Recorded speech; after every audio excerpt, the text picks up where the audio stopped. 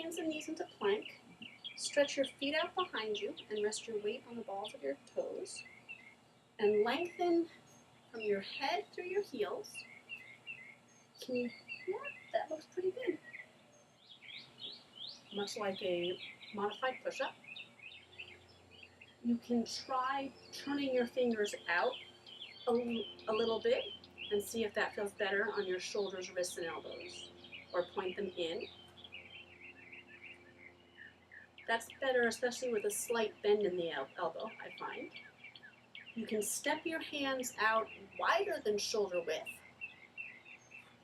which is not the most talked about alignment, but is easier for some people's bodies. And with your hands out, you can angle your fingers in or out. Sometimes it helps to dig the fingertips into the mat, even if that means arching your hands up. That can take a lot of strain off the wrist. Another method is to rest your weight on your knuckles, which makes it easier on the wrist because the wrists are straight. But like good technique for throwing a punch, if you punch someone with the middle of your hand, you bend your wrist and risk breaking it. Similarly, you want these two bones straight and resting on these two knuckles, but you want a pad for that, trust me.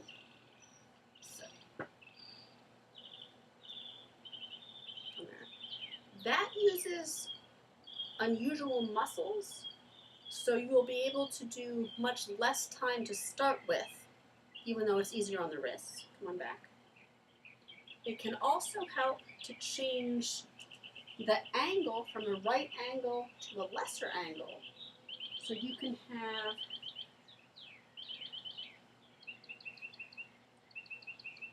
a fold of blanket that the heel of your hand rests on, but the front of your hand does not.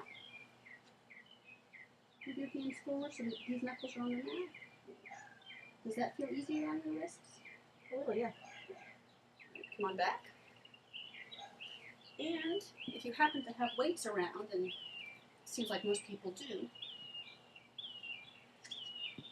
you can hold on to the weights so that you're gripping, which uses different muscles from simply resting your hand on the ground.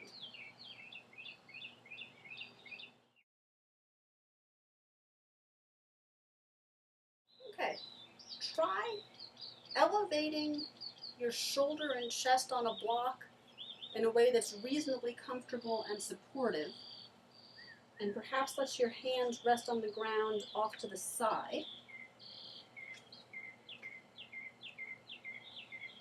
And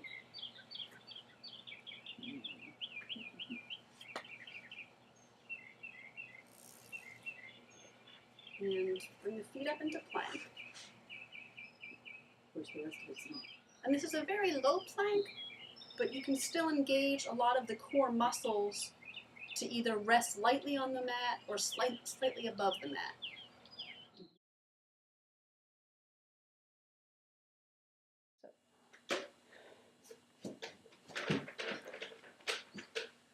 So, like that. Butt lower. Keep lengthening from here through your heels so that this comes down a little bit. There you go. So you're getting a moderately good core muscle workout here without putting any stress on your shoulders. This is true, because